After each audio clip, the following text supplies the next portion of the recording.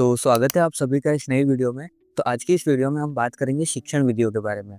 तो पिछली वीडियोस में मैंने आपको बताया हुआ है कि शिक्षण विधियाँ इस एग्ज़ाम के लिए कितनी ज़्यादा इम्पोर्टेंट है और इम्पोर्टेंट होने के साथ-साथ ये टॉपिक बहुत ही ज़्यादा अंडररेटेड है और इस पर कोई बात भी नहीं करता है और बच्चे भी इस टॉपिक को बहुत ज़्यादा हल्के में ले लेते हैं। और चूँकि शैक्षणिक रीति विज्ञान का एक अच्छा खासा वेटेज एग्ज़ाम में होता है, तो इसको पढ़ना उतना ही इम्पोर्टेंट हो जाता है और प्री में इससे लगभग 50 नंबर के क्वेश्चन पूछे जाते हैं और मेंस में लगभग 40 नंबर के क्वेश्चन पूछे जाते हैं। तो अगर इस टॉपिक को प्री में ही अच्छे से क्लियर कर लिया जाता है, तो मेंस में हमारा लोड बहुत हद तक कम हो जाता है। तो मुझे बहुत सारे मैसेज आ रहे थे कि सर इस टॉपिक को कैसे पढ़ा जाए, और इस टॉपिक में बच्चों को परेशानी इसलिए आती है क्योंकि एक तो इसका सिलेबस बहुत ज़्यादा बिखरा हुआ है, प्लस इसमें अलग ही कन्फ्यूजन है कि हर सब्जेक्ट की शिक्षण विधियाँ अलग-अलग दी हुई हैं सब जगह। तो इस वीडियो में मैं आपको शिक्षण विधियाँ या शैक्षणिक रीति विज्ञान पढ़ने की बेस्ट अप्रोच बताने वाला हूँ और साथ ही मैं आपको सोर्स भी बताने वाला हूँ।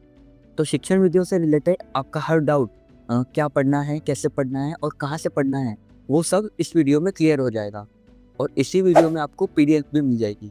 तो चलिए शुरू करते हैं। तो शिक्षण विधियाँ पढ़ते वक्त एक सबसे बड़ी समस्या आती है कि अलग-अलग सब्जेक्ट की अलग-अलग शिक्षण विधियाँ होती हैं। पर सच बात यह है कि शिक्षण विधियाँ लगभग एक ही होती है। आप सबसे पहले ये बात दिमाग से निकाल दो कि हर सब्जेक्ट की अलग-अलग शिक्षण विधियाँ होती हैं।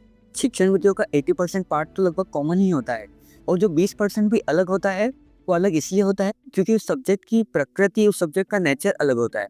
सिर्फ इसीलिए 20% अलग होता है। तो शिक्षण विधियाँ पढ़ने की बेस्ट अप्रोच यही है कि 80% पार्ट जो कॉमन है, उसको एक बार पढ़ लिया जाए, जिससे हमारा हर सब्जेक्ट का 80% कवर हो जाएगा और जो बचा 20% उसको अलग से पढ़ लिया जाए। तो अब बारी आती है सिलेबस एनालिसिस की। तो हमको पता चल गया कि कॉमन पार्ट है वो हमको पहले पढ़ लेना है। तो कौन से हैं वो कॉमन पार्ट? तो जब हम शैक्षणिक रीति विज्ञान या शिक्षण विधि के सिलेबस को एनालाइज करते हैं, तो हमको मोटे तौर पर ये 10 टॉपिक मिलते हैं। जी हाँ, सिर्फ 10 टॉपिक हैं शिक्षण विधियों में जो हमको तैयार करने होते हैं। तो वो 10 टॉपिक हैं: शिक्षण के लक्ष्य एवं उद्देश्य, शिक्षण विधियाँ, शिक्षण के उपागम, शिक्षण सहायक सामग्री, शिक्षण में चुनौतियाँ, मूल्यांकन विधियाँ, निदानात्मक परीक्षण एवं उपचारात्मक शिक्षण, सामाजिक अध्ययन की संकल्पना, प्रकृति एवं क्षेत्र, हिंदी शिक्षण और इंग्लिश पेडागोजी।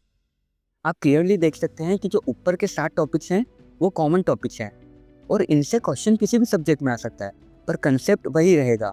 फॉर एग्जांपल जो ये टॉपिक है मूल्यांकन विधियाँ, इसमें प्री में लगभग 7 से 8 क्वेश्चन बनते हैं अलग अलग सब्जेक्ट में।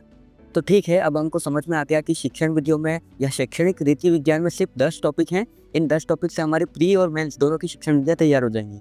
तो अब कुछ एडिशनल टिप्स हैं जो मैं आपको पहले भी बता चुका हूँ और एक बार फिर बता रहा हूँ। तो पहली है कि एक बार आप शिक्षण विधियाँ समझ लो और फिर बार बार एक ही जगह से रिवाइज करो। मैं हमेशा बोलता हूँ कि मटेरियल कम से कम होना चाहिए। हमारे पास एक ही सोर्स होना चाहिए जिसको हम बार बार पढ़ें। ऐसा नहीं होना चाहिए कि हम 3-4 बुक से अलग अलग शिक्षण विधियाँ पढ़ रहे हैं। आप मार्केट से कोई भी एक बुक उठाएं और उसी से बार बार पढ़ें। और टिप नंबर 2 है, आप ज़्यादा से ज़्यादा क्वेश्चन प्रैक्टिस करें। और बहुत बार ऐसा होगा कि जो क्वेश्चन है वो आपके नोट्स या आपकी बुक में से नहीं आएगा, तो आपको पैनिक नहीं करना है। आपको बस वो क्वेश्चन आपके नोट्स में साइड में लिख देना है और जब आप बाकी चीज़ें रिवाइज करोगे तो वो भी चीज़ रिवाइज हो जाएगी।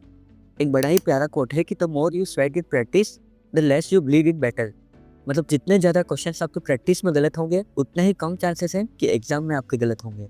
तो आई होप इस वीडियो से आपकी हेल्प हुई होगी और ये 10 टॉपिक हैं, इनकी 10 पीडीएफ इस वीडियो के डिस्क्रिप्शन में आपको मिल जाएंगी। तो मिलते हैं अगली वीडियो में, तब तक के लिए बाय बाय, टेक केयर, नमस्कार, जय हिंद।